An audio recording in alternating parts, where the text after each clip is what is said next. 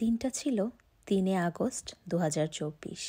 সেদিন ছিল আমাদের ম্যারেজ অ্যানিভার্সারি, কিন্তু আমার ব্রাইডাল মেকওভারের হোম সার্ভিস ছিল সেদিন। নিজের দেশের এরকম অবস্থায় কোনোভাবেই মন মানসিকতা ছিল না অ্যানিভার্সারিতে কিছু করার, তাই কাজটাকেই বেশি প্রাধান্য দিয়েছি এবং বের হয়ে গেলাম সকাল সকাল ব্রাইডের বাসার উদ্দেশ্যে। হোম সার্ভিসটা ছিল তামপাড়েতে, আর একটু ডিটেলসে বলতে গেলে তামপাড়ে থেকে একটু বাইরে। সো আমার লোকেশন হামেললিনা থেকে আমি যাচ্ছিলাম তামপাড়েতে ট্রেনে করে। এরপর কথা ছিল তামপাড়ে ট্রেন স্টেশন থেকে ব্রাইডের পক্ষ থেকে আমাকে কার দিয়ে রিসিভ করে নিয়ে যাওয়া হবে লোকেশনে, এবং আবার কাজ শেষ হয়ে গেলে কারে করে আমাকে রেল স্টেশনে নামিয়ে দেওয়া হবে। কারণ সরাসরি কোনো বাস সার্ভিস ব্রাইডের লোকেশনে যায় না, লোকেশনটা একটু কান্ট্রি সাইডের দিকে বা ফরেস্টের ভিতরে বলা যায়।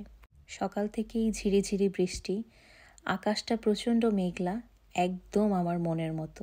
শুনেছিলাম ওই দিন নাকি পুরো বাংলাদেশে আবার নেট অফ করে দিবে, তাই সকাল সকাল আব্বু আম্মুর সাথে কথা বলে নেই। মনটা এত খারাপ লাগছিল, মনে হচ্ছিল এই না জানি তাদের সাথে বুঝি শেষ কথা, আবার না জানি কবে কথা হয়।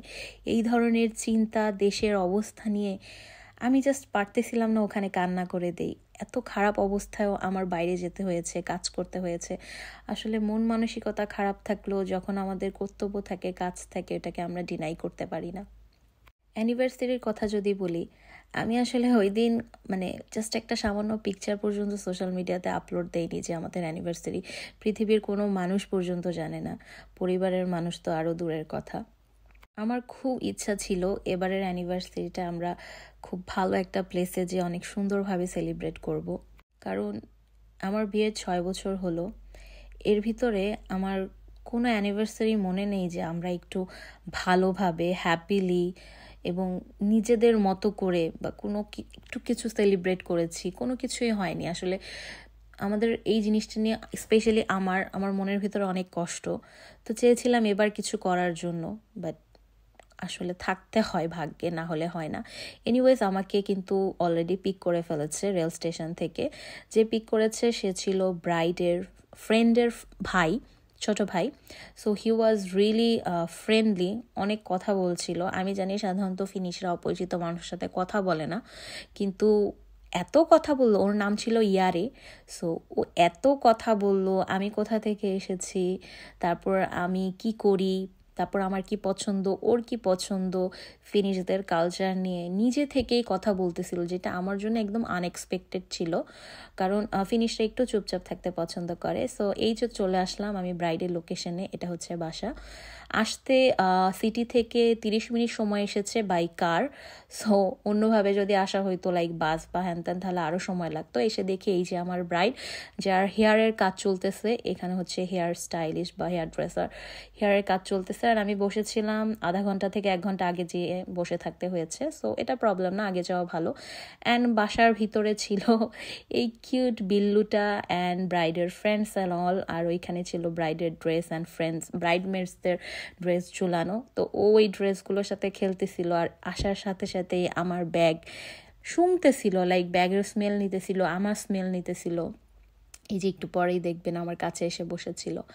অ্যান্ড ওর বয়স জানতে পারলাম 15 বছর, and she is already grand mom. খুবই শান্ত ছিল। সাধারণত এইরকম বিড়াল যে একদম গায়ের উপরে উঠতে চায় না, আমি এরকম বাসায় খুব কমই গেছি। কারণ যত বিড়ালের বাসায় গেছি, বিড়ালওয়ালা মানুষের সবসময় বিড়াল গায়ের উপরে চলে আসতে চায় না। আমি খুব ভয় পাই, বাট অ্যাডোর করি অনেক। সো আধা ঘন্টা বসে থাকার পরে, এদিক ওদিক করার পরে, তারপর অবশেষে ব্রাইডের hair done, half done.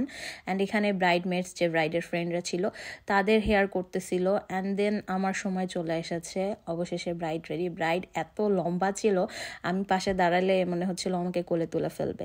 And দেখে যতটুকু মনে হচ্ছিল সে অনেক মুডি, বা পরে দেখলাম অনেক ফ্রেন্ডলি, আমার কথা সে চিন্তা করেছে। আসার পরপরই আমাকে আইলুক দেখিয়েছিল কীরকম চাচ্ছে, আমি সেরকমই করে দেওয়ার চেষ্টা করেছি। অ্যান্ড একটু পরপর আমি তাকে জিজ্ঞেস করতেছিলাম যে সব কিছু ঠিক ছিল কিনা, and she was really happy about it. তো দূর থেকে আসার জন্য আমাকে এত থ্যাংক ইউ দিচ্ছিল ব্রাইড, এবং বারবার বলতেছিল যে এক্সট্রা ও আমাকে কিছু আলাদা করে টাকা দিতে চায়, বাট আমি নিতে একদমই রাজি হইনি। তারপর কাজ শেষে আমি ঠিকমতো ছবি তোলারও সময় পাইনি ব্রাইডের। এত তাড়াহুড়ার মধ্যে ছিল যে আমাকে ইনস্ট্যান্টলি ওখান থেকে চলে যেতে হয়েছিল, কারণ ওরাও বের হয়ে যাবে চার্চের উদ্দেশ্যে। অ্যান্ড এরপর এত ধুমসে বৃষ্টি শুরু হয়ে যাচ্ছিল যে আমি ভয় পাচ্ছিলাম এত ভারী জিনিসপত্র নিয়ে আমি কিভাবে যাব। বাট দ্য সিনারিও আমার মনটা গলিয়ে দিয়েছে। আমি ওই দিন মনে অনেক কষ্ট ছিল, বাট এই ধরনের প্রাকৃতিক সিনারিও আসলে অনেক হিলিং একটা পাওয়ার থাকে। সো এরপর আমি একটা এশিয়ান শপে যাই, কিছু দরকারি জিনিস কিনি, অ্যান্ড এরপর অ্যাগেইন ধুমসে বৃষ্টি। সো আমি অপেক্ষা করতেছিলাম কিভাবে রেল স্টেশনে যাব। ব্রাইডের আমি ওভাবে পিকচার পাইনি, কিন্তু আমি দেখিয়ে দেওয়ার চেষ্টা করছি ভিডিওর এন্ডে ব্রাইডের একটা picture. So this is her with dress. আমি তাদের সুন্দর বৈবাহিক জীবন কামনা করি।